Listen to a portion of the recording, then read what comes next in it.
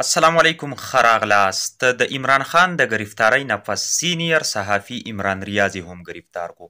عمران ریاضی په کوم ځای کې گرفتار کو؟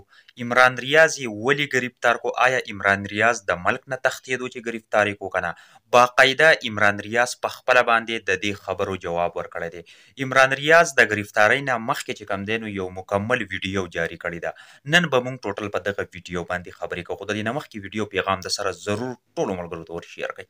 راځو عمران ریاض ویل کچری دا ویډیو په کومه ویډیو کې چې هغه د خپل گرفتاری ذکر وکوي، کچری دا ویډیو زما په یوټیوب او فیسبوک پیج باندې اپلوډ شوله نو د دې نه به کنفرم دا ظاهریږي چې زه یې گرفتار کړم، او کچری دا ویډیو وای تاسو نه ګورئ نو لہذا زه یې نه یم گرفتار کړی. په هغه ویډیو کې عمران ریاض ویل چې زه د سیالکوټ په ایرپورټ باندې گرفتار کړم او زه تلمه عمان ته. ولې چې کوم دی نو زه عمان ته تلم؟ هغه ویل چې په ملک کې دوی انټرنیټ بند کړی دی، سوشل میډیا چې کوم دی نو دو بنده کړې ده.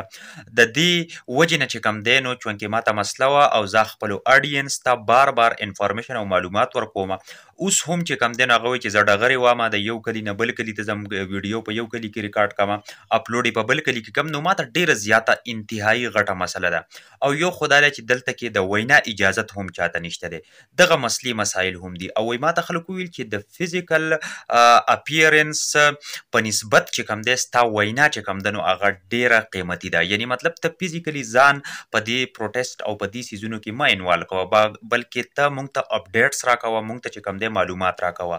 نو چونکې په ما پابندي هم ده، دغه مسلې هم دي، خلک راپسې هم ګرځي، په سیول کپړو کې هم ګرځي، چې خاص کر اسټبلیشمنټ والا چې کوم دی نو انتهایي زما خلاف دي، او هغو نه غواړي چې زه د خپله وینا هم دغه شانتې برقرار وساتم. په دې وجه زه تلمه عمان ته چې هلته کې خپل ولاګز وکړم، او کله چې رژیم چینج اپریشن وشو د هغې نه پس زما صرف او صرف همدغه موقف دی چې د آیین او په قانون باندې دې فیصله وکړلی شي. عمران خان چې کم سوچ او فکر لري هغه د ملک د مستقبل دپاره دی، کومه چې ټیک خبره ده نو هغه ټیک ده، او تر اوسه پورې ما یوه داسې خبره نه ده کړې چې هغه د آیین یا د قانون خلاف وي، یا داسې یوه خبرې چې هغه بغیر د ثبوته یا بغیر د دلیله وي.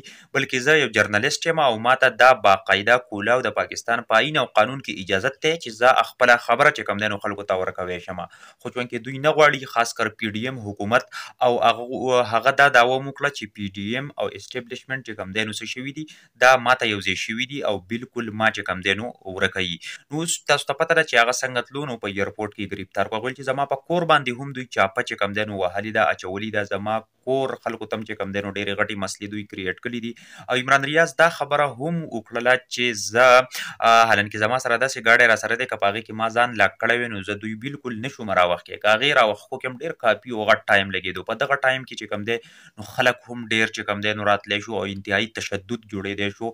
خو ما ډېره په صحیح طریقې سره گرفتاري ورکړه، یعنی نه مې بالکل مزاحمت وکړو، نه مې چې کوم دی زور زبردستي ورکړه، بلکې ما انتهایي په خوشاسلوبۍ سره گرفتاري ورکړه چې ځکه یار تاسو ما گرفتار کوئ نو بالکل ویلکم، خوش آمدید دی تاسو ته، تاسو ما گرفتار کړئ. او هغه ویل چې باقاعده د دغې پولیسو نه هم چې کوم دی نو تاسو تپوس کولی شئ، تاسو ترې وکړئ چې بهي ما گرفتاري په کوم انداز ورکړه. حالانکې که ما شور شرابه یا دا څیزونه جوړ کړي وی نو یقین وکړئ چې دوی ته ډېر غټ مشکلات په دغه ځای کې جوړېدی شو. عمران ریاض ویل چې زما د مرګ او ژوند څه پته نه لګي، او خاص کر ما په دعاګانو کې چې کوم دی نو ډېر یاد ساتئ.